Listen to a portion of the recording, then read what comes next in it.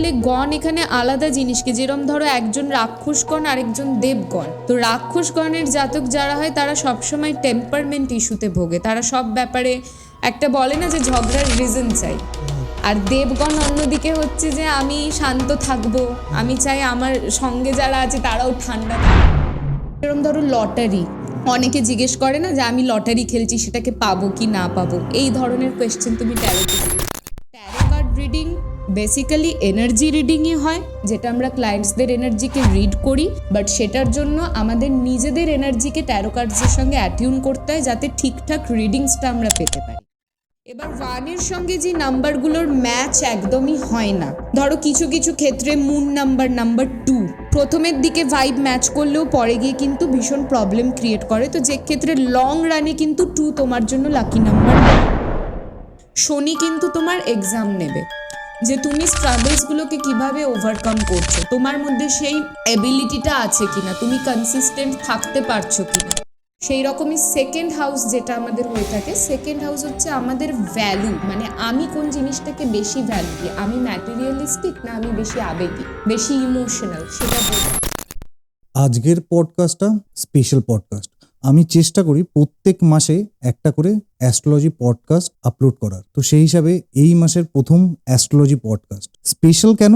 Because একটা young মেয়ে কিভাবে অ্যাস্ট্রোলজি শিখে এই বয়সে সঠিক ক্যালকুলেশন করে সবাইকে সলিউশন দিচ্ছে। অসাধারণ নলেজ মেয়েটির মধ্যে, অনেক বিষয় নিয়ে কথা হয়েছে। আমি চাই আপনারা যারা দেখছেন খাতা পেন নিয়ে দেখুন, তাহলে অনেক কিছু শেখার জিনিস রয়েছে, অনেক কিছু ক্যালকুলেশন করার জিনিস রয়েছে, কারণ নিউমারোলজি নিয়ে আমরা কথা বলেছি এবং ট্যারো কার্ড রিডার ও স্পেশালিস্ট ট্যারো কার্ডে, তো ট্যারো কার্ড নিয়েও কথা বলা হয়েছে। তো আত্রি ব্যানার্জি, অনলি অন কথা ও কানেকশন।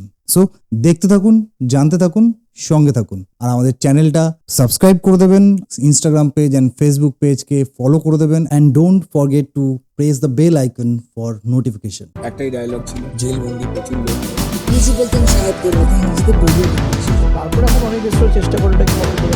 একটা জিনিস দিয়েছিলাম, জানি না কোথা থেকে আইডিয়া এসেছিল, সেটা হচ্ছে চপস। আমার সাথে তিনি ফলো করছিলেন আমাদের দিদি। রাক্ষসগণ আরেকজন দেবগণ, রাক্ষসগণের জাতক যারা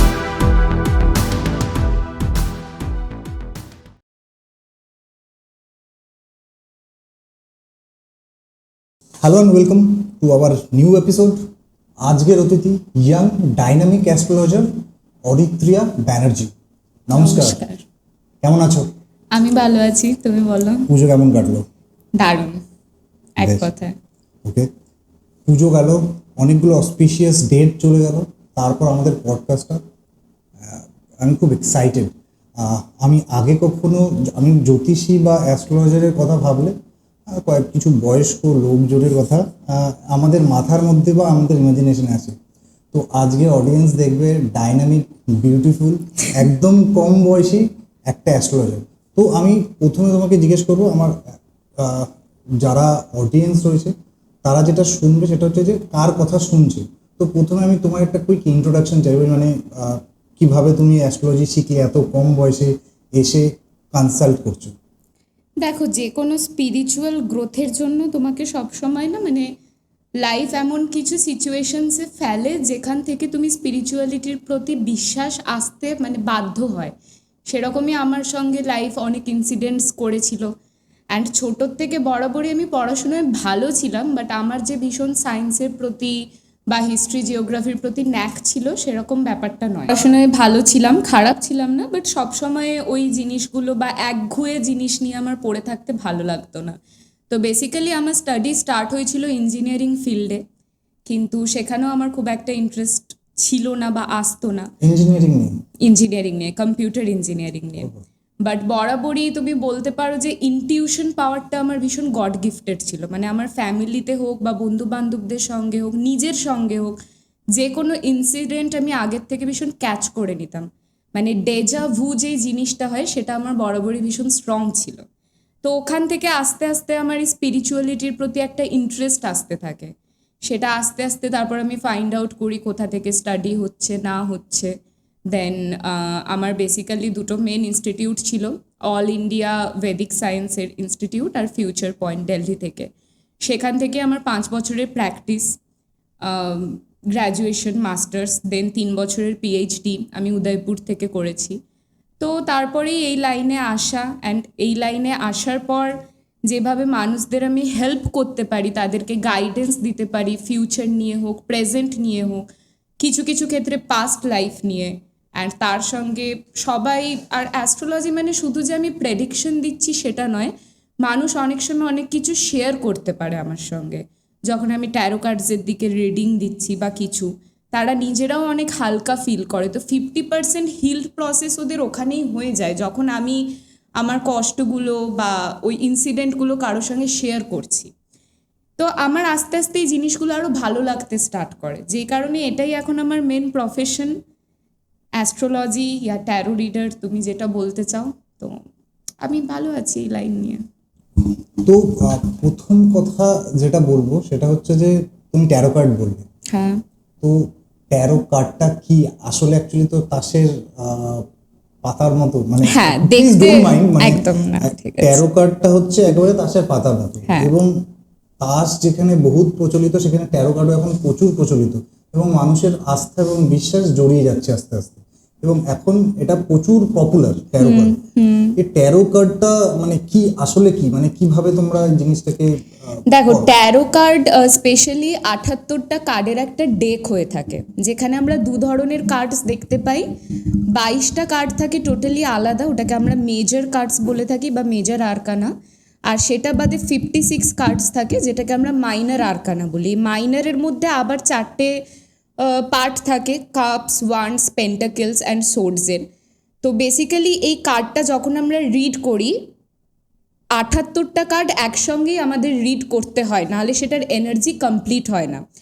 এবং এই taro cards first reading start হয়েছিল 1430 থেকে ইটালি থেকে। তো তারপর থেকে অলমোস্ট 600 বছর ধরে কিন্তু ট্যারো সব জায়গাতেই ইউজ হয়ে আসছে, সেটা যে কোনো রিলিজিয়াস পারপাসে হোক, স্পিরিচুয়াল সেলফ ডেভেলপমেন্টের জন্য।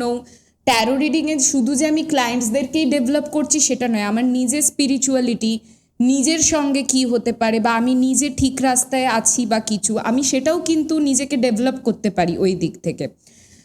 তো বেসিক্যালি ট্যারো কার্ড রিডিং যেটা হয়ে থাকে, যে আমরা ট্যারো কার্ডসের সঙ্গে নিজেদের এনার্জিটাকে আগে অ্যাটিউন করি।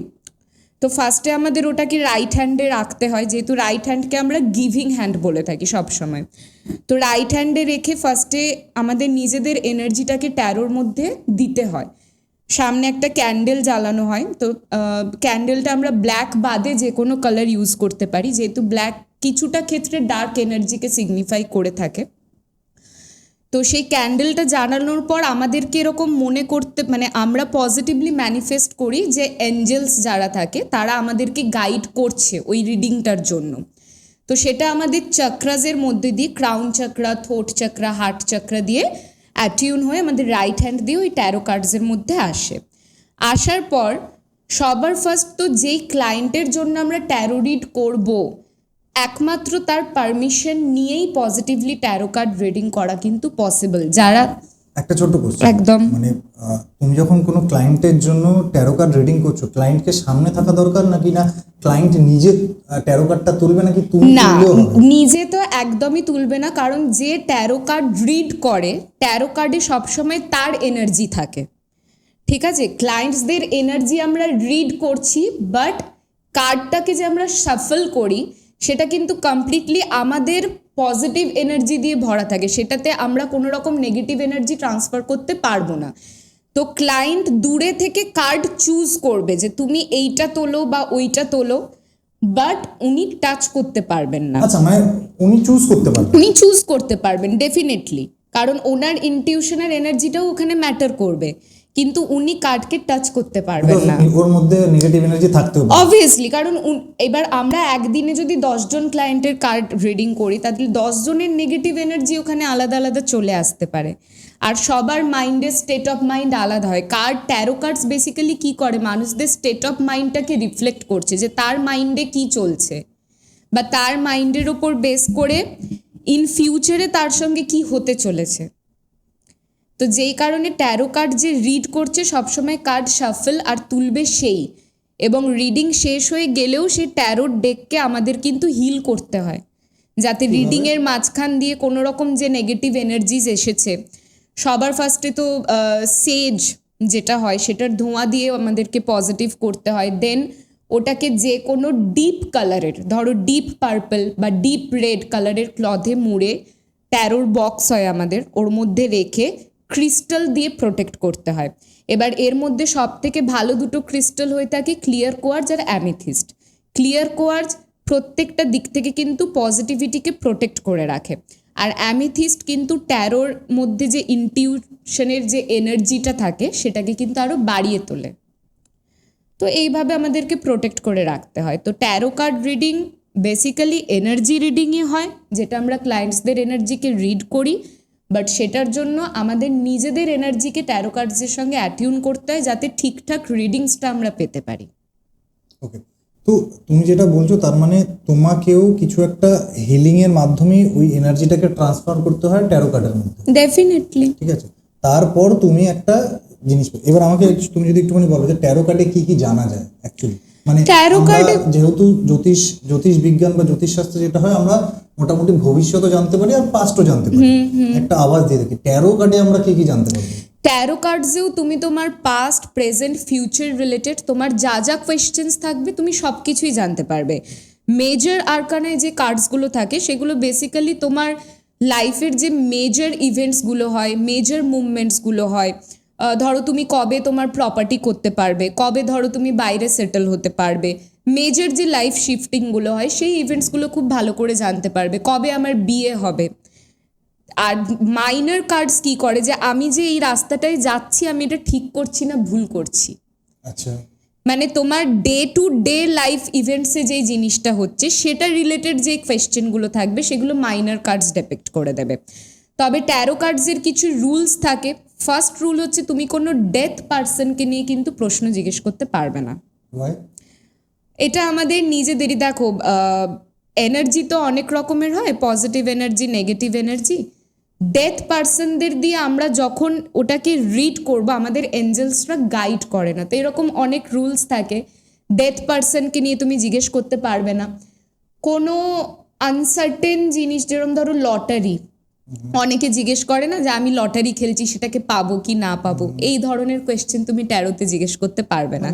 জানতে পারবে না। না, মানে জানা গেলেও আমাদের কিছু রুলস থাকে, এগুলো আমরা বলি না। বা অনেকেই এসে জিজ্ঞেস করে জেন্ডার রিলেটেড, তো অ্যাস্ট্রোলজি ওয়াইজ আমরা অনেক সময় সেটাকে বলে দিতেও পারি, বাট ট্যারো ওয়াইজ আমরা জেন্ডার রিলেটেড কিন্তু Gender related মানে কি বলতে? ছেলে হবে না মেয়ে আচ্ছা, হবে এই জিনিসগুলো আমরা করতে পারবো না। এগুলো আমাদের ট্যারো রিডার্সের রুলসে থাকে যে এই রিডিংগুলো তোমাদের করা যাবে না, করলে সেগুলো আমাদের ইনটিউশনকে কিন্তু এফেক্ট করবে। আচ্ছা, বা তুমি যদি তাহলে এটা বলছো তাহলে কোনো মানে আমার বাড়িতে কুকুর আছে, দুটো কুকুর আছে, আমি কুকুরের সম্পর্কে জানতে পারবো? ডেফিনেটলি জানতে পারবে। তুমি যদি আমাকে কিছু অভিজ্ঞতা বলো, মানে তোমার তো এতগুলো ক্লায়েন্ট তুমি কনসাল্ট করো, তুমি যদি কিছু অভিজ্ঞতা বলো যে এমন একটা কেস ছিল যেটাকে তুমি সলভ করেছো আর তোমার মানে ইউ অলসো ফিল প্রাউড। এরকম রেগুলার বেসিসে আমার এরকম অভিজ্ঞতা আসছে। তুমি যদি আমার পেজেসেও দেখো বা কিছু তুমি দেখতে পাবে নিজে, মানে রিভিউস থেকে শুরু করে সব কিছু। তো তার মধ্যে এরকমই একটা তুমি বলতে পারো, একটি মেয়েই ছিল, তো সে রিলেশনশিপেও ছিল, প্লাস তার বাড়ির থেকে মানছিল না বা কিছু, বাট ওই মেয়েটা জানতো না যে ওর বাড়ির এগেনস্টে গিয়ে যে রিলেশনশিপটায় আছে সেটা কিন্তু অ্যাকচুয়ালি ওকে নিজেকেই হার্ম করছে।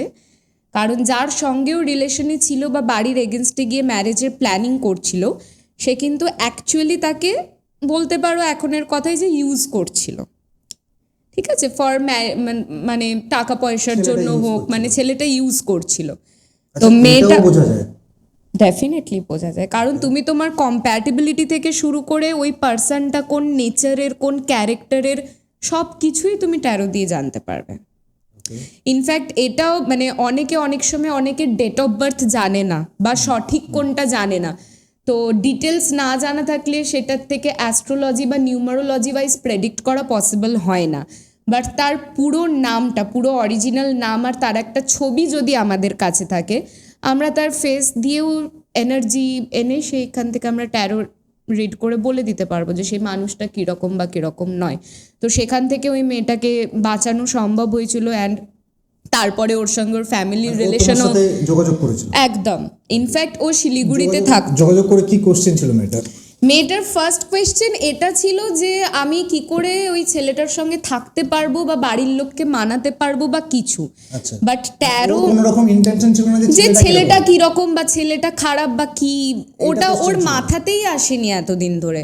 বাট ট্যারো ওকে ওর মাঝখান থেকেও ওটা বুঝতে হেল্প করেছে যে তুমি যেরকম ভাবছো লাইফটা কিন্তু অ্যাকচুয়ালি ওরকম তোমাকে এগিয়ে নিয়েই যাচ্ছে না, তোমার প্রেজেন্ট এনার্জিকে আরেকটা এনার্জি কমপ্লিটলি ম্যানিপুলেট করে দিয়েছে। তো যেই কারণে তুমি নিজের থেকে পজিটিভিটির থেকে দূরে চলে আসছো আর তুমি নিজে নেগেটিভিটিটাকে অ্যাট্রাক্ট করছো।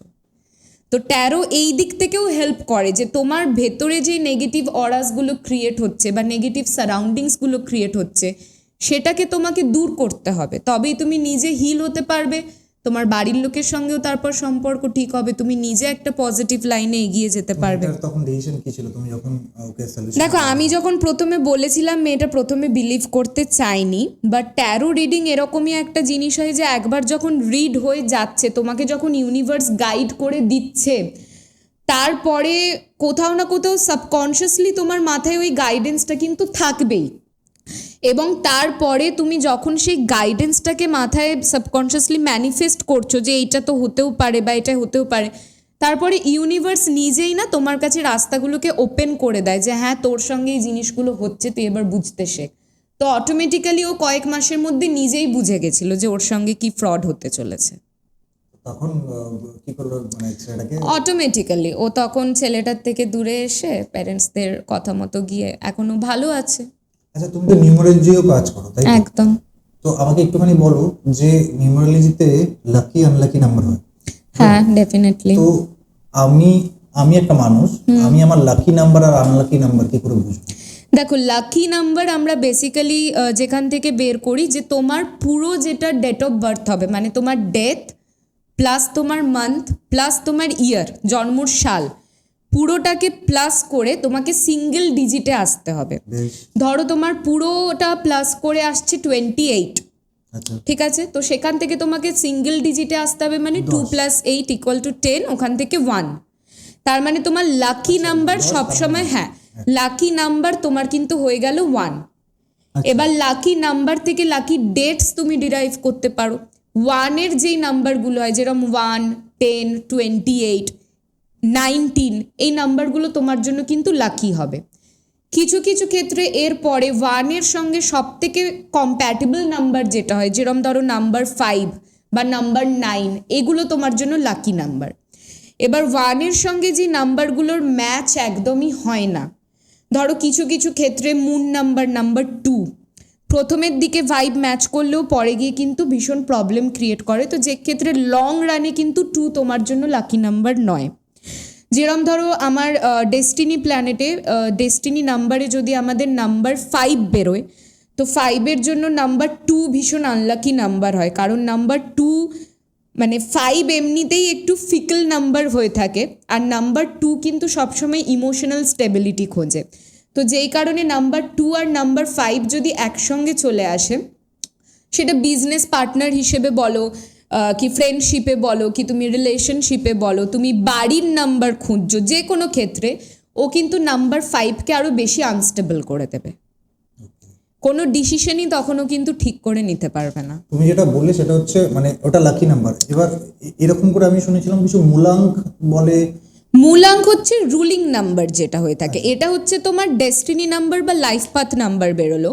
মূলাঙ্ক মানে রুলিং নাম্বার, যেটা আমার লাইফকে রুল করছে, মানে সেটা আমি যেই ডেটে জন্মাচ্ছি। যেরকম ফর এক্সাম্পল আমি যদি 28 মেতে, তুমি 9 অগস্টে জন্মেছো, তো তোমার এখানে রুলিং নাম্বার হয়ে যাচ্ছে নাম্বার 9। 9 কিন্তু তোমার ডেস্টিনি ডিসাইড করছে না। ডেস্টিনি নাম্বার আমি যেটা বললাম যে টোটালটাকে প্লাস করে যেটা আসছে, তাহলে তোমার ডেস্টিনি নাম্বার 8, যেটা তোমার ডেস্টিনি ডিসাইড করবে। বা তুমি লাইফে কিভাবে এগোচ্ছ, তোমার গ্রোথ কোন দিকে যাচ্ছে, সেটা তোমার ডেস্টিনি নাম্বার ডিসাইড করছে। রুলিং নাম্বার এখানে বেসিক্যালি কিন্তু তোমার ক্যারেক্টারিস্টিক্সকে করে। যেরকম তোমার যদি নাম্বার 9 হয়ে থাকে, তোমার মধ্যে খুব ভালো কনফিডেন্স থাকবে, তুমি বোল্ড হবে, তুমি যে কোনো কাজ ভীষণ পারফেক্ট ওয়েতে কমপ্লিট করতে পারবে। বাট তোমার মধ্যে কিছু কিছু ক্ষেত্রে কিন্তু অ্যারোগেন্সের ইস্যু আসতে পারে, হ্যাঁ, চরম মাঝে মাঝে আসে। একদম, যে মাথা গরম হয়ে গেলে ভীষণ মাথা গরম হয়ে যাবে। 9 ইজ রিলেটেড উইথ মার্স, মানে মঙ্গলের সঙ্গে। তো মঙ্গলের জন্য সবসময় তোমার মধ্যে একটা ফায়ার এনার্জি কাজ করবে, যে এই কাজটা করব মানে এই কাজটা আমাকে করতেই হবে। That is very good. আর 9কে আমরা নিউমারোলজিক্যালি ভীষণ হোলি নাম্বারও বলে থাকি। কি বলছো? একদম, নাম্বার 9 কিন্তু সবার জন্যই লাকি হয়, মানে তুমি ধরো যেই পার্সনগুলোর লাইফে থাকবে তাদের সবার জন্যই কিন্তু তুমি লাকি হবে। আচ্ছা, হ্যাঁ দেখ, তাহলে তো খুব ভালো। হ্যাঁ। তো আনলাকি নাম্বার আর আনলাকি নাম্বার কি করে আমরা জানবো? আনলাকি নাম্বারও আমাদের স্টাডিতে ভেদিক অ্যাস্ট্রোলজিতে ওই কম্প্যাটেবিলিটি থেকেই ডিরাইভ করা হয়। তোমার যদি ওই বললাম ডেস্টিনি নাম্বারে যদি নাম্বার 5 বেরোয়, ধরো 5 কানেক্টেড হচ্ছে বুধের সঙ্গে, এবার বুধের ফার্স্ট এনিমি প্ল্যানেট হয়ে থাকে কিন্তু চন্দ্র, মানে মুন। মুনের নাম্বারকে নাম্বার 2, তার মানে 5-এর জন্য আনলাকি নাম্বার এখানে 2 হয়ে গেল। তো সংখ্যাশাস্ত্রে যদি আমি লাকি আনলাকি বললাম, ডেস্টিনিও বললাম, এইবার চাকরি বাকরি কাজ বাজ, ঠিক আছে, আমার মানে আমি কি করে চাকরি বাকরি করবো, বা আমার হাতে ব্যবসা হবে কি হবে না, বা আমার বিয়ে আছে কি নেই, আমার কার সাথে বিয়ে হলে ভালো হয়, এইগুলো যদি আমাকে ক্যালকুলেট করতে হয়, তাহলে কি সংখ্যাশাস্ত্র হেল্প করে থাকে? সব দিক থেকেই হেল্প করে থাকে। হেল্প করে? কারণ সংখ্যাশাস্ত্রে শুধু যে রুলিং নাম্বার আর ডেস্টিনি নাম্বার থাকে সেটা নয়, এখানে সোলার্জ নাম্বার থাকে, নেম নাম্বার থাকে, লাইফের কম্প্যাটেবিলিটি নাম্বার থাকে, কার্মিক নাম্বারস থাকে, যেই নাম্বারগুলো বেসিক্যালি তোমার পুরো নিউমারোলজি থেকে মানে সরে যায়, মানে তুমি যেই নাম্বারগুলোকে সব কিছু ক্যালকুলেট করেও দেখতে পারবে না, সেগুলো হচ্ছে তোমার কার্মিক নাম্বার। কার্মিক নাম্বার বলে দেবে যে অ্যাকচুয়ালি তোমার পাস্ট লাইফে কি প্রবলেম ছিল, বা এই লাইফে কোন কর্মাগুলো মেটানোর জন্য তুমি লাইফে এসেছো, এটা পর্যন্ত কিন্তু নিউমারোলজি বলে দিতে পারে। একটা আমি ইন্টারাপ্ট করছি, পাস্ট লাইফ তুমি বললে, পাস্ট লাইফ রিয়েলি এই সময় মানে এই সেঞ্চুরিতে পাস্ট লাইফ রিয়েলি এক্সিস্ট করে? মানে ডেফিনেটলি করে। এই সেঞ্চুরিতে যদি অ্যাস্ট্রোলজি নিউমারোলজি এক্সিস্ট করতে পারে, পাস্ট লাইফ কেন এক্সিস্ট করবে না? অ্যাস্ট্রোলজি পাস্ট লাইফে কি হয়েছে না হয়েছে সেটাও বলে দিতে পারে? কি হয়েছে না হয়েছে এর থেকেও পাস্ট লাইফের কর্মাস তোমার কিভাবে প্রেজেন্ট লাইফকে এফেক্ট করছে, বা কি রিজনের জন্য তুমি এই লাইফে আবার রিবর্ন হয়েছো, এইটা পর্যন্ত অ্যাস্ট্রোলজি বলে দিতে পারে। আসবো আগে ওই জায়গাটায় আগে শেষ করে নি, মানে খুব কিউরিয়াসিটি, মানে অনেক কিছু জানার থাকে তো, তাই সেই জন্য মানে ওটা মানে ভালোবাসা বা চাকরি বাকরি ওইটা কি করে? হ্যাঁ, তো চাকরি বাকরির ক্ষেত্রে সবার ফার্স্টে তো তোমার ডেস্টিনি নাম্বার তোমাকে হেল্প করবে। যেরকম তোমার ডেস্টিনি নাম্বারে যদি নাম্বার 1 থাকে, রবির নাম্বার, সূর্যর নাম্বার, তার মানে তুমি ভীষণ ইন্ডিপেন্ডেন্ট নেচারের, এবং তুমি ইন্ডিপেন্ডেন্টলি যে কোনো কাজ যদি করো তো সেটা সবার ফার্স্টেই কি বলে দেয় যে জব লাইফ তোমার জন্য কিন্তু সুইটেবল হবে না। তোমার ভাগ্য নাম্বারে যদি নাম্বার 1 থাকে, তুমি যে কোনো বিজনেস লাইন বা ফ্রিল্যান্সিংয়ে যাও, তুমি যেই কাজটাকে ভালোভাবে পারো সেই দিকে, তুমি যদি স্টক মার্কেট ভালো করে পারো তুমি শেয়ার মার্কেটের দিকে, স্টক মার্কেটের দিকে যাও। তুমি যদি তোমার নাচের প্রফেশনে ভালো থাকো তুমি ফ্রিল্যান্সিংয়ে সেই দিকে যাও। নাম্বার 1-এর জন্য যাদের মানে লাইফ পাথ নাম্বার বা ডেস্টিনি নাম্বারে নাম্বার 1 থাকলে তোমার জন্য কন্ট্রাক্টরি বিজনেস, প্রমোটিংয়ের বিজনেস, এগুলো খুব ভালো হয়ে থাকে। নাম্বার 5 যদি তোমার ডেস্টিনি নাম্বারে থাকে, যে কোনো ক্রিয়েটিভ ওরিয়েন্টেড লাইন তোমার জন্য খুব ভালো।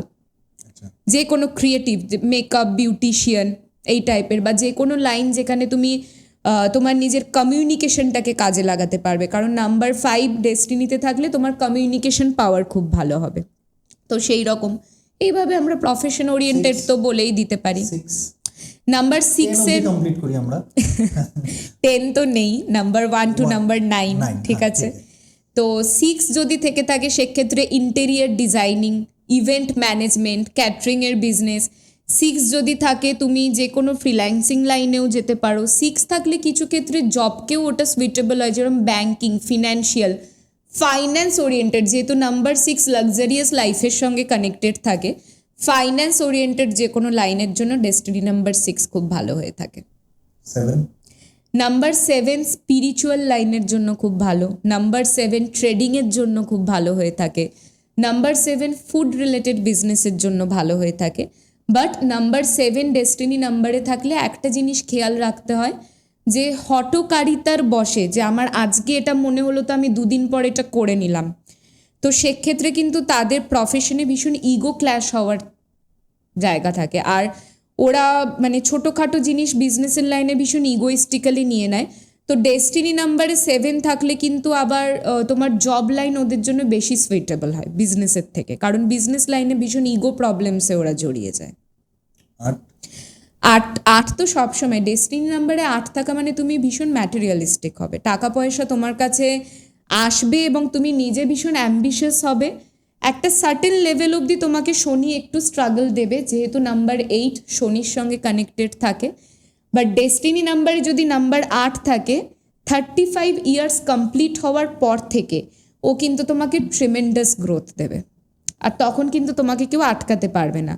আর ম্যাটেরিয়ালিস্টিক ওয়েতে তুমি যেই কাজে হাত দেবে, সেটা তোমার কোনো রিটেলিংয়ের বিজনেস হোক, হোলসেলের বিজনেস হোক, ফুড রিলেটেড হোক, মানে তুমি যে কোনো জিনিসই এগোতে পারবে। বাট তোমাকে খেয়াল রাখতে হবে যে তোমাকে কনসিস্টেন্ট থাকতে হবে, কারণ শনি একটু স্ট্রাগল তো প্রথম থেকে দেবেই। আমি এমন পডকাস্ট করছি, ঠিক হবে?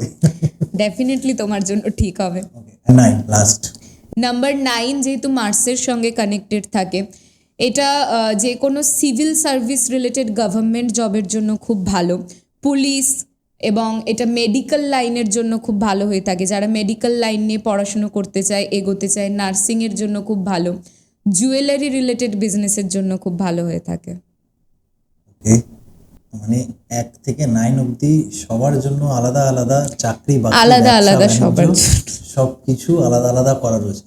তো তাহলে মানে এগুলো যদি মেনে চলা যায় লাইফে ডেফিনেটলি, দেখো একদম তুমি যদি গাইডেন্স মেনে নিজেকে আগের থেকে সেই রাস্তায় নিয়ে যাও, তো প্রবলেম সবাইকেই ফেস করতে হয়, বাট সেক্ষেত্রে তুমি একটু কম প্রবলেম ফেস করবে।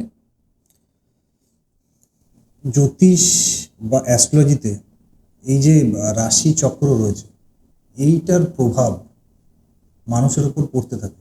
আমার শনির দশা, আমার মঙ্গলের দশা, আমার কালসর্প দশা, আরও অনেক ঢাইয়া, এই সব জিনিসগুলো রয়েছে। এই জিনিসগুলো কখন কেন পড়ে, কী জন্য পড়ে, আর এই প্রভাবের পড়ার পর তাহলে মানুষের কী কী প্রবলেম হয় আর কী কী ভালো হয়? দেখো, প্রথম কথা তো অ্যাস্ট্রোলজি সবসময় কিন্তু অ্যাস্ট্রোনমির সঙ্গে কানেক্টেড থাকে, ঠিক আছে? তো বেসিক্যালি আমরা যেই দিন যেই সময় জন্মাই, সেই দিন সেই টাইমে প্ল্যানেটসের পজিশন আমাদের চার্টে যেই রকম থাকে, সেটার থেকে কিন্তু আমাদের অ্যাস্ট্রোলজিক্যাল চার্ট ডিরাইভ করা হয়, যেটাতে আমাদের রাইজিং সাইন, অ্যাসেন্ডেন্ট সাইন মানে মুন সাইন, রাশি, লগ্ন, প্রত্যেকটা জিনিস আমরা ডিরাইভ করি।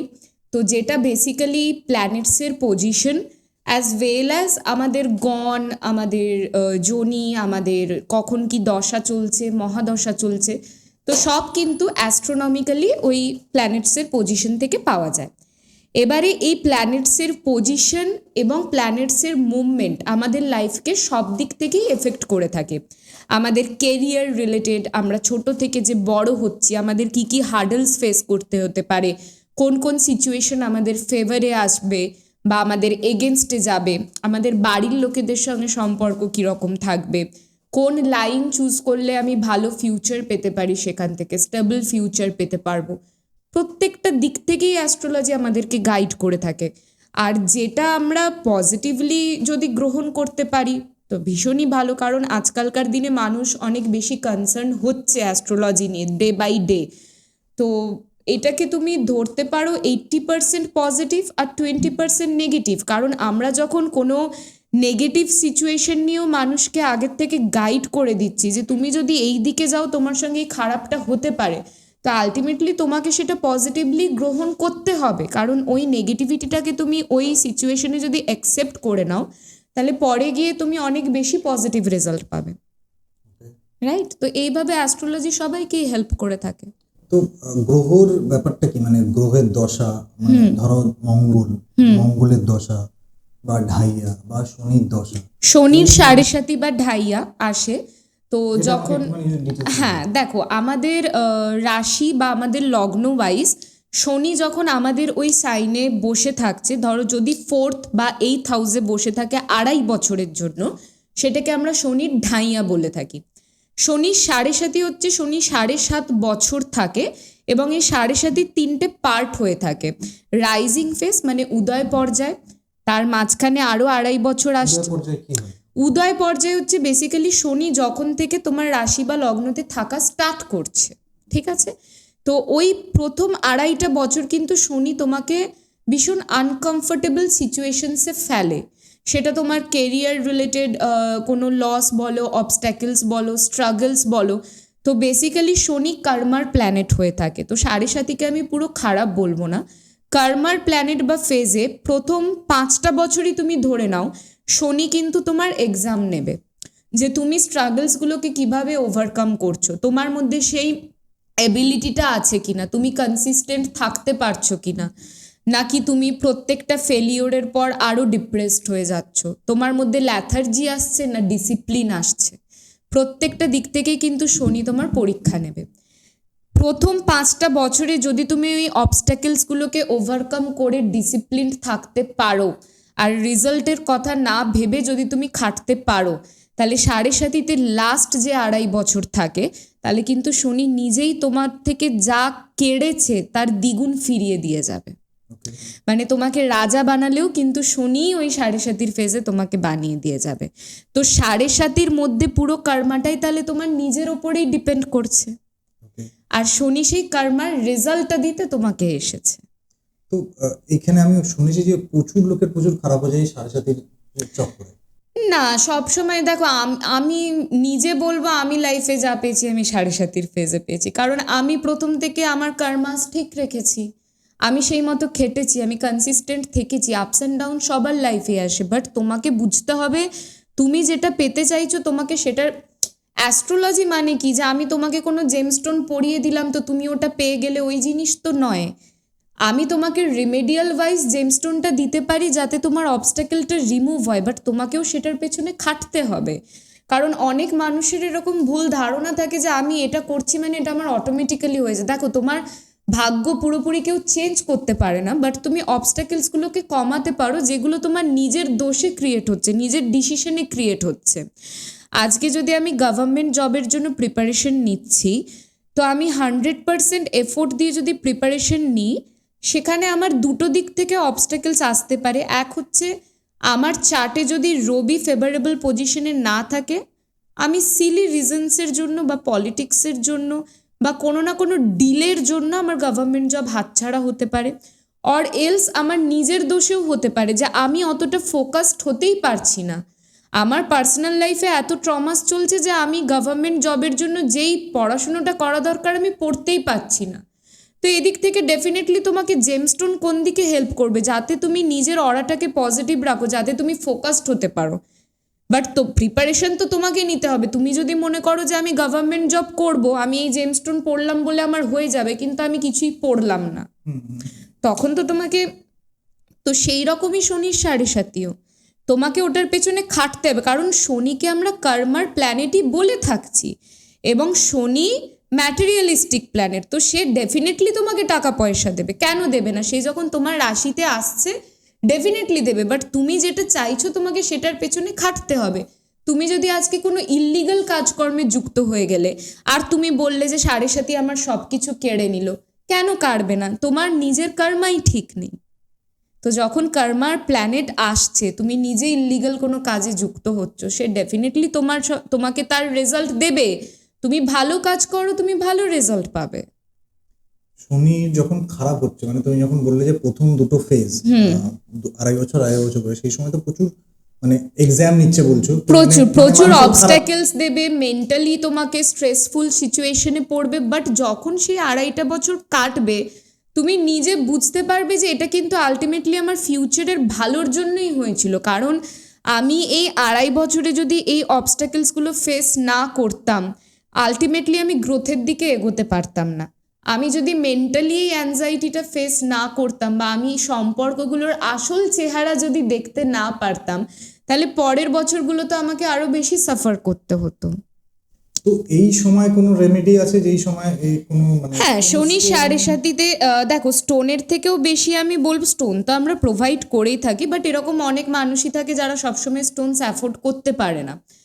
তো তারা সেই মুহূর্তে শনির সাড়ে সাথীতে কিছু ঘরোয়া রেমেডিস ফলো করতে পারে, যেরকম রেগুলার হনুমান চালিসা পাঠ করা, মহামৃত্যুঞ্জয় মন্ত্র পাঠ করা, প্রত্যেক শনিবার দিন সন্ধেবেলা শনি মন্দিরে গিয়ে সর্ষের তেল অথবা কালো তিলের তেলের প্রদীপ জ্বালানো। তবে তোমাকে একটা জিনিস খেয়াল রাখতে হবে যে শনিদেবের মুখের দিকে যেন তুমি না তাকাও, পায়ের দিকে তাকিয়ে তোমাকে প্রদীপ জ্বালাতে হবে। শনিবার দিনগুলো নুন কেনা থেকে বিরত থাকা, বাড়িতে বাস্তুতে তোমার যদি ছেঁড়া জুতো, খারাপ ইলেকট্রনিক্স আইটেমস বা খারাপ লেদার বেল্ট, লেদার ব্যাগ কিছু থাকে সেগুলোকে ফেলে দেওয়া, কারণ এইগুলোর থেকে আমরা নিজেদের শনিকে আরো বেশি খারাপ করে থাকি। কীরকম ভাবে দেখো, এখানে আমাদের লেদার স্যাটার্নের সঙ্গে কানেক্টেড থাকে, তো যদি আমরা খারাপ জিনিসগুলোকে রাখি সেক্ষেত্রে যেগুলো শনির সঙ্গে কানেক্টেড, তো সেটা অবভিয়াসলি আমার স্যাটার্নকে উইক করবে। যেরকম ভেনাস আমাদের, শুক্র আমাদের লাক্সারির সঙ্গে কানেক্টেড থাকে, তো সেক্ষেত্রে আমরা যদি ছেঁড়া বস্ত্র পরিধান করি তো সেটা আমরা লাক্সারিকে তো অ্যাট্রাক্ট করছি না, আমি নিজেকে আরো সেখানে অগোছালো করে দিচ্ছি, তো সেটা অটোমেটিক্যালি আমার শুক্রকে ওখানে খারাপ করবে। ফেলতে বলছো ভাঙা ইলেকট্রনিক্স বা চলছে না, যে কোনো সেটা বাস্তুতেও যেরকম আমাদের নেগেটিভিটি ক্রিয়েট করবে, সেটা আমাদের প্ল্যানেটসকেও খারাপ করে থাকে। যেরকম আমরা যদি আমাদের গুরু প্ল্যানেট বৃহস্পতি, আমার ঘরে তো প্রচুর আগেকার অনেক ফোন রয়েছে যেগুলো খারাপ, তো ডেফিনেটলি তোমার রাখা উচিত নয়। সেগুলো ডেফিনেটলি তোমার লাইফে কিন্তু ডিলে, ধরো যেই জিনিসটা তোমার 1 মাসে হয়ে যাওয়ার কথা সেটা হতে 10 মাস লেগে গেল, ত্যাগ করতে হবে, ডেফিনেটলি করতে হবে। ধরো তোমার কোনো দোষ নেই, বাট স্লাইট কোনো ডকুমেন্টেশনের প্রবলেমের কারণে তোমার ডিলে চলে এলো। আর যদি আই এম টকিং অ্যাবাউট মঙ্গল দোষে কি হয়? মাঙ্গলিক, আমি ঠিক এটাকে দোষ বলবো না, আমি মাঙ্গলিক যোগ বলে থাকি। তো মঙ্গল যখন তোমার জন্মর সময় তোমার 4th হাউস, 8th হাউস বা 12th হাউসে বসে থাকে, তো সেখান থেকে মাঙ্গলিক যোগ ক্রিয়েট হয়। সেটা যদি রাশি এবং লগ্ন দুটো ঘরেই বসে থাকে সেটাকে আমরা উচ্চ মাঙ্গলিক যোগ বলে থাকি। যদি শুধু লগ্ন বা শুধু রাশিতে থাকে সেটাকে আমরা নিম্ন মাঙ্গলিক যোগ বলে থাকি। তো যেই ব্যক্তিরা মাঙ্গলিক হয়ে থাকেন তাদের একদিক থেকে কিন্তু ভালো, কারণ তারা ছোটোর থেকেই ভীষণ সাহসী হয়, কনফিডেন্ট হয়, লজিক্যালি চলতে ভীষণ ভালোবাসে, যেটা আজকালকার দিনে ভীষণ দরকার। সবসময় কিন্তু তারা আবেগে বয়ে চলে না। সেকেন্ড অফ অল, যাদের মাঙ্গলিক যোগ থাকে তারা প্রত্যেকটা কাজে নিজেদের কনফিডেন্সের জন্য কিন্তু সেই কাজটাকে সফল করে নিতে পারে, যেটাও ভীষণ দরকার। তবে মাঙ্গলিক যোগের কিছু নেগেটিভ এফেক্টস থাকে, যেরকম তুমি যদি মাঙ্গলিক ব্যক্তি হও তো তুমি প্রত্যেকটা ব্যাপারে না ভীষণ ওভার এক্সাইটেড থাকবে, মানে তুমি যেটা করবে তোমাকে যেন তেন প্রকারেণ সেটা কমপ্লিট করতেই হবে। যেরকম ধরো আমি যদি এক্সারসাইজ করছি বা আমি জিম করছি, কারণ মঙ্গল আমাদের ফায়ার এনার্জি প্রোভাইড করে, তো তার মানে আমি রোজ জিম যাচ্ছি। এবার আমার পার্টনার যদি ডিসিপ্লিনড না হয়, সে যদি সেখানে তার কোনো ফ্যাটিগ বা ল্যাথার্জি ক্রিয়েট হয় যে না আমার ভালো লাগে না জিমে যেতে বা আমার ডিসিপ্লিন লাইফে থাকতে ভালো লাগে, তো ডেফিনেটলি তুমি মাঙ্গলিক হলে আর সে অমাঙ্গলিক হলে তোমার তার প্রতি একটা ডিসঅ্যাট্রাকশন ক্রিয়েট হওয়া স্টার্ট করে দেয়। যেই কারণে আমরা বলি যে একটা মাঙ্গলিক ব্যক্তির সবসময় আরেকজন মাঙ্গলিক ব্যক্তির সঙ্গেই বিয়ে হওয়া উচিত। তো আমরা এই রিজনে বলি যাতে দুজনের এনার্জি লেভেলটা ম্যাচ করে। তুমি বলতে চাইছো মাঙ্গলিক যে যারা হয় বা মাঙ্গলিক যোগ যাদের আছে তাদের এনার্জি লেভেল অলওয়েজ হাই থাকে, ঠিক আছে। আর তারা কোনো কিছুকে যে একটুখানি ছেলে খেলার মাধ্যমে নেব, যে হবে তো হবে, যাবো তো যাবো, ওই জিনিসটা তাদের মধ্যে থাকে না। তো যেই কারণে তাদের সবসময় মাঙ্গলিক ব্যক্তির সঙ্গেই বিয়ের দিকে যাওয়া বা ম্যারেজের দিকে যাওয়া বেটার হয়। আর এগুলো বরাবরই একটু মিথ যে আমি মাঙ্গলিক, আমার পার্টনার যদি মাঙ্গলিক না হয় তো সে হেলথ ইস্যুতে ভুগতে পারে বা তার মারা যায়। এগুলো ডেফিনেটলি কুসংস্কার বা মিথ তুমি বলতে পারো, এরকম কিছু হয় না। এনার্জি লেভেলটা ডিসম্যাচ করে, এই জিনিসটাকে ম্যাচ করা যেতে পারে, তাহলে মাঙ্গলিক, হ্যাঁ তুমি ডেফিনেটলি করা যেতে পারে। তুমি যদি নিজেকে সেই লেভেলে নিয়ে যেতে পারো যে আমি দেখছি আমি একজন মাঙ্গলিকের সঙ্গে বিয়ে করছি, সে তার কেরিয়ার নিয়ে ভীষণ সিরিয়াস, সে নিজের ডিসিপ্লিন লাইফ নিয়ে ভীষণ সিরিয়াস, তো ডেফিনেটলি আমাকে তার সঙ্গে মানাতে গেলে আমাকেও সেই জায়গায় যেতে হবে। আমি দিনের পর দিন বাইরে পার্টি করে ঘুরে বেড়াবো বা অ্যালকোহলিক হয়ে পড়বো, তো সেক্ষেত্রে ডেফিনেটলি আমি যদি অমাঙ্গলিক হয়ে থাকি, মাঙ্গলিক কেন, আমরা দুজন যদি পুরোপুরি অপোজিট হই, একজন ডিসিপ্লিন আরেকজন আনডিসিপ্লিন, তারা কখনোই একসঙ্গে থাকতে পারবে না। বুঝলাম। জন্ম কুণ্ডলিতে যদি কোনো রকম কোনো প্রবলেম হয়ে থাকে তাহলে সেই দোষগুলোকে কিভাবে কাটানো যায়? সেই দোষগুলোর অনেক রেমেডিস থাকে, যেরকম দেখো বেসিক্যালি ভেদিক অ্যাস্ট্রোলজিতে সব থেকে পপুলার রেমেডি বা প্রতিকার যেটা হয়ে থাকে সেটা জেমস্টোন। আর একটা যদি আমি বলি, এই জন্মকুণ্ডলিতে কি আমাদের আগের জন্মের কিছু কথা বা কর্ম ওখানে লেখা থাকে? পাস্ট লাইফ কর্মাস তুমি সেখান থেকে পেতে পারো। তোমার 5th হাউস থেকে, তোমার জন্মকুণ্ডলিতে 5th হাউসে কোন প্ল্যানেটের পজিশন কীরকম আছে সেটা তোমার পাস্ট লাইফের কর্মাকে বলে দিতে পারে যে এই ভুলের কারণে তোমার এই বছর এই সাফারিংটা হতে পারে বা এই কার্মিক এফেক্টটা তুমি পেতে পারো। তো ডেফিনেটলি ওটাও আমরা ডিরাইভ করতে পারি অ্যাস্ট্রোলজি। গ্রহের প্রভাবও কুণ্ডলিতে পুরোটাই থাকে? গ্রহের প্রভাব তো গ্রহের প্রভাব নিয়েই কুণ্ডলী তৈরি হয়। ওকে, তো তুমি যদি আমাকে একটুখানি বলো, মানে আমাদের জন্মকুণ্ডলিতে অনেকগুলো ঘর আছে যতদূর আমার জানা, তো এই ঘরগুলো প্রত্যেকটা ঘর কি কি ডিনোট করছে তুমি যদি একটুখানি ডিটেলসে বলো। দেখো প্রত্যেকটা ঘরে প্রত্যেকটা ঘর আমাদের কটা ঘর রয়েছে? 12টা ঘর থাকে অ্যাস্ট্রোলজিতে। ওকে, তো এই প্রত্যেকটা ঘর আমরা জানি, সবাই আমরা কুণ্ডলী দেখিয়েছি বা বানিয়েছি, ঘর রয়েছে অনেক রকমের, স্কোয়ার টাইপের অনেক রকমের ঘর আছে। এনিওয়ে, হ্যাঁ, তো ভীষণ কমপ্লিকেটেড নর্মাল মানুষের জন্য। তো সেখানে 12টা ঘর থেকে বলছি, সেই 12টা ঘর কি কি ডিনোট করে? দেখো 12টা ঘর বেসিক্যালি প্রত্যেকটা ঘর কিন্তু আলাদা আলাদা জিনিসকে ডিনোট করে থাকে। যেটা আমাদের ফার্স্ট হাউস হয় সেটা কিন্তু হাউস অফ সেলফ, মানে আমি নিজে কীরকম, আমার ক্যারেক্টারিস্টিক্স কীরকম এবং বাইরের মানুষজনরা আমাকে কি নজরে দেখছে সেটা কিন্তু আমার ফার্স্ট হাউস বলে দিচ্ছে। যেরকম ফার্স্ট হাউসে যদি আমার রবি বসে থাকে তাহলে বাইরের মানুষদের কাছে আমি ভীষণ ইন্ডিপেন্ডেন্ট নেচারের হব। আমি ভীষণ কিছু কিছু ক্ষেত্রে অনেকে বলে না যে কঠোর, মানুষটা ভীষণ হার্ড, ওরকমও ভাবতে পারে অনেকে। আবার যদি ফার্স্ট হাউসের রবি বসে থাকে তুমি ভীষণ মানে কি বলবো, তোমার মধ্যে লিডারশিপ কোয়ালিটি খুব ভালো থাকবে ছোটোর থেকেই, ব্রেন ভীষণ শার্প হবে তোমার। সেই রকমই সেকেন্ড হাউস যেটা আমাদের হয়ে থাকে, সেকেন্ড হাউস হচ্ছে আমাদের ভ্যালু, মানে আমি কোন জিনিসটাকে বেশি ভ্যালু দিই, আমি ম্যাটেরিয়ালিস্টিক না আমি বেশি আবেগী, বেশি ইমোশনাল, সেটা বোঝায়। থার্ড হাউস কিন্তু আমাদের কমিউনিকেশন, মানে আমার কমিউনিকেশন পাওয়ার কতটা ভালো হচ্ছে সবার সঙ্গে আমার কথাবার্তার মধ্যে কোনো কমিউনিকেশন গ্যাপ চলে আসছে কিনা, বা কমিউনিকেশন রিলেটেড কোনো যদি ওয়ার্ক ফিল্ডে আমি যাই সেখান থেকে আমার কি প্রফিট আসতে পারে না আসতে পারে। Fourth house basically home, family, পরিবার, সবার সঙ্গে কীরকম সম্পর্ক থাকবে, বাস্তুতে আমার কি প্রবলেম আসতে পারে আমার বাড়ির দিক থেকে।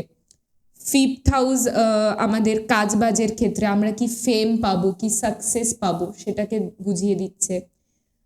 সিক্সথ হাউসকে বেসিক্যালি আমরা কিন্তু রোগ ভাবা বা রোগের ঘর কিছু ক্ষেত্রে বলে থাকি, হেলথের ঘর বলে থাকি।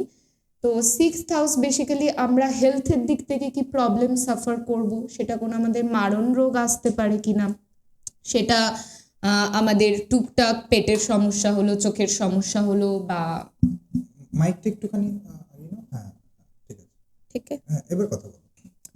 তো যেরকম সিক্সথ হাউসে যদি আমাদের রাহু বসে থাকে সেটা কিন্তু কিছু ক্ষেত্রে ক্যান্সার, আলসার জাতীয় টিউমার রিলেটেড প্রবলেমকে ডিনোট করতে পারে। তো সিক্সথ হাউস আমাদের হেলথের দিক থেকে অনেক হেল্প করে থাকে, আগের থেকে কনসিয়াস হয়ে যাওয়া যে তোমার এই প্রবলেম আসতে পারে বা ওই প্রবলেম আসতে পারে। সেভেন্থ হাউস রিলেশনশিপ, পার্টনারশিপ, যেরকম কারোর সঙ্গে আমরা পার্টনারশিপে থাকলে কোনো বিজনেসের দিকে কিভাবে প্রফিট পেতে পারি, বা আদেও আমার সেই পার্টনারশিপ বিজনেসে যাওয়া উচিত কিনা, রিলেশনশিপ আমার কেমন যেতে পারে। ওকে, সেভেন্থ হাউসে যদি ভেনাস বসে থাকে, অবভিয়াসলি ভেনাস যদি তোমার ফেভারেবল প্ল্যানেট হয় সেক্ষেত্রে সে তোমার রিলেশনশিপ দিকের থেকে খুব ভালো। কিন্তু ভেনাস যদি তোমার ফেভারেবল প্ল্যানেট না হয়, সে যদি সেভেন্থ হাউসে বসে থাকে সে কিন্তু তোমাকে রিলেশনশিপ বা ম্যারেজের দিক থেকে সাফার করাবে। এইথ হাউসকে আমরা আয়ু ভাবা বলে থাকি, তার মানে আমাদের লাইফ স্প্যান ডিনোট করে। এবং এইথ হাউস অনেক ক্ষেত্রে আমাদের ইনটিউশন পাওয়ারকে বা লাইফে আমরা কোন আসপেক্ট নিয়ে এগোতে চাইছি, কি হিসেবে এগোতে চাইছি, কেরিয়ার ঠিক নয়, আমাদের চিন্তা ভাবনা, আমাদের ইনটিউশন পাওয়ারকে ডিনোট করে, আমাদের স্পিরিচুয়াল গ্রোথকেও অনেক ক্ষেত্রে ডিনোট করে থাকে। এইথ হাউস যে সবসময় খারাপ হয় সেইটা নয়, এইথ হাউসে যদি তোমার বৃহস্পতি বসে থাকে সে কিন্তু আবার টাকা পয়সার দিক থেকে তোমাকে ভীষণ সাকসেস দেবে। নাইন্থ হাউসকে আমরা ভাগ্য ঘর বলে থাকি। নাইন্থ হাউস মানে সাউথ ইন্ডিয়াতে এটা বেশি প্রচলিত। সাউথ ইন্ডিয়ার যে অ্যাস্ট্রোলজি হয় তো তারা নাইন্থ হাউসকে ফাদার হাউসও বলে থাকে, বাট অল ওভার আমাদের ভেদিক অ্যাস্ট্রোলজিতে নাইন্থ হাউস বেসিক্যালি আমাদের ভাগ্যকে বুঝিয়ে দেয় যে আমাদের ভাগ্যে রাজযোগ আছে কিনা, আমাদের প্রপার্টি অ্যাসেটের কি জায়গা আছে না আছে, এই দিক থেকে খুব ভালো। নাইন্থ হাউসেও রবি বৃহস্পতি থাকা খুব ভালো।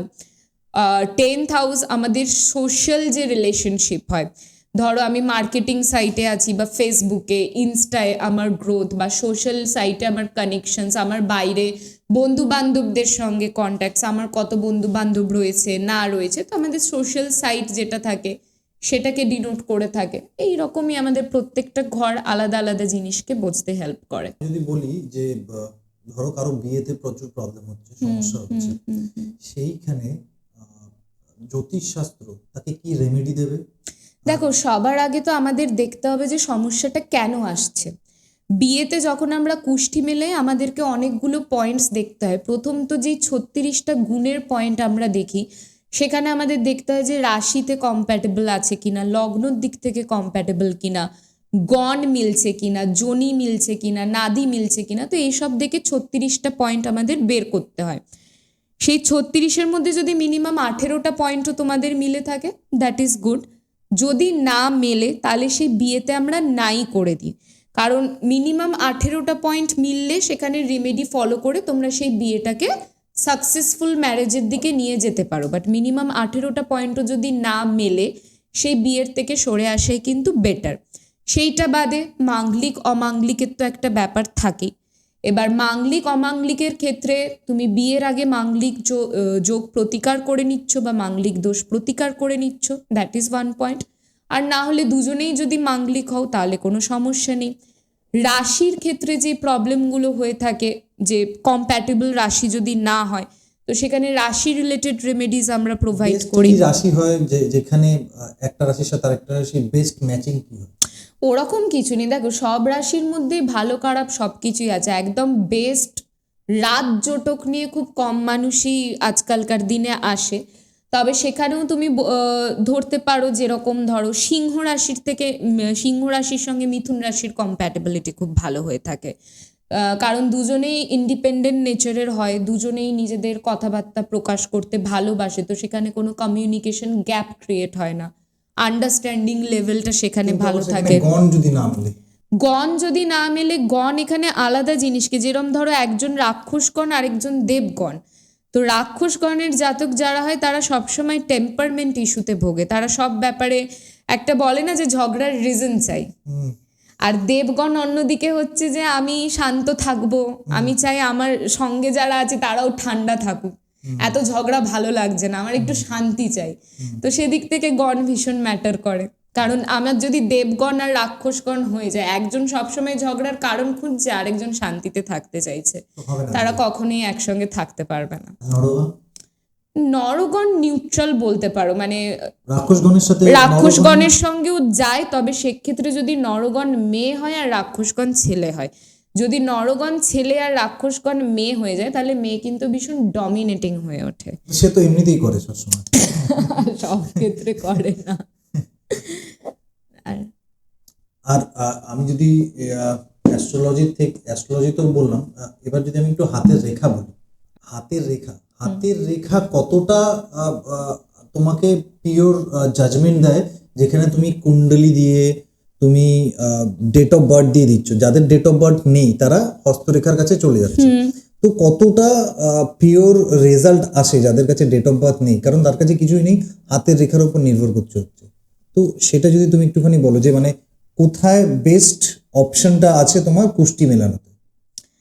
কুষ্টি মেলানো মানে কুষ্টি বানানো, হ্যাঁ, কুষ্টি বানানো ওইভাবে পামিস্ট্রি থেকে যায় না। দেখো, পামিস্ট্রি কিছুটা লাল কিতাবের সঙ্গেও কানেক্টেড থাকে। পামিস্ট্রিতে তুমি তোমার রাশি লগ্ন, কখন কোন প্ল্যানেটের দশা মহাদশা চলছে এগুলো বুঝতে পারবে না, বাট হ্যাঁ ডেফিনেটলি কোন প্ল্যানেট তোমার কোন ঘরে বসে রয়েছে, কোন প্ল্যানেট তোমার জন্য ফেভারেবল, কোন প্ল্যানেট ফেভারেবল নয়, লাইফের কোন টাইম থেকে কোন টাইমের মধ্যে তোমার গ্রোথ আসতে পারে, বা তুমি কোন লাইনে যেতে পারো, ডেফিনেট তুমি এই প্রত্যেকটা প্রশ্নের উত্তরই সেই পামিস্ট্রিতে পাবে। কিন্তু পামিস্ট্রির সঙ্গে তুমি অ্যাস্ট্রোলজিক্যাল কুষ্ঠির কম্পেয়ার করতে পারবে না, কারণ কুষ্ঠিতে প্রত্যেকটা মানে সবার এখন ইচ্ছে থাকে না যে আমার রাশি কি জানবো, আমার লগ্ন কি জানবো, সেগুলো তুমি পামিস্ট্রিতে জানতে পারবে না। যেরকম ট্যারো রিডিংয়েও তুমি সেটা জানতে পারবে না, কিন্তু তোমার প্রেডিকশন তো বেরোয়, প্রেডিকশন সেমই বেরোবে। তোমার সার্টেন যা কোয়েশ্চেন থাকবে যে আমার বিয়ে চলবে কি না, বা বিয়ে কখন হতে পারে, বা আমার কমিউনিকেশন পাওয়ার কেমন, আমার কেরিয়ারে কোন দিকে গেলে কি হবে, 100% পিওর রেজাল্টই তুমি পামিস্ট্রি থেকে পাবে। বাট কিছু জিনিস যেগুলো অ্যাস্ট্রোলজিতে আমরা কনসার্ন থাকি লগ্নর ব্যাপারে বা মহাদশার ব্যাপারে, সেগুলো পামিস্ট্রিতে ধরা হয় না। ওকে, বেশ, অনেক অনেক ভালো লাগলো তোমার সাথে কথা বলে। Thank you so much. অনেক কিছু জানতে পারলাম। আমি অলওয়েজ মানে প্রথমে বললাম যে এত ইয়াং একটা বয়সে তুমি মানে পড়াশোনা করে নিজে কনসাল্ট করছো, সবার ভালো করছো, সবার মানে দিকটা দেখছো, সেটাই অনেক বড় ব্যাপার। এই you so বয়সে কেউ much. ভাবে না যে অ্যাস্ট্রোলজি ভাবে না, সেই বয়সে তুমি নিজেদের কনসাল্ট করছো শিখে। So thank you so much. I wish you অনেক দূরে যাও, অনেক অনেক প্রবলেম সলভ করো, মানুষের সাথে থাকো। ব্যাস, আমিও এটাই চাই যে আমি যাতে মানুষের সাথে থাকতে পারি, কারণ যারা আমার সঙ্গে কনসাল্ট করে তারা সবাই জানে যে আমি সবার সঙ্গে আগে বন্ধুর মতো মেশার ট্রাই করি, যে তাদের কি প্রবলেম হচ্ছে না হচ্ছে শোনা, বোঝা। তো আমিও চাই যাতে সবাই ভালো থাকুক, আমাকে ভালোবাসুক। এটার থেকে বড় পাওনা আমার লাইফে কিছু নেই, কারণ আমি ভীষণ ভালোবাসা পাই সবার থেকে, সবাই অনেক গিফটসও পাঠায় আমাকে। তা আমি যেই কারণে এই লাইনটা নিয়েই এগোতে চাই, আর তোমরা এইভাবে পাশে থাকলে ডেফিনেটলি আমি এগিয়ে যাব। থ্যাংক ইউ আমাকে এখানে ডাকার জন্য।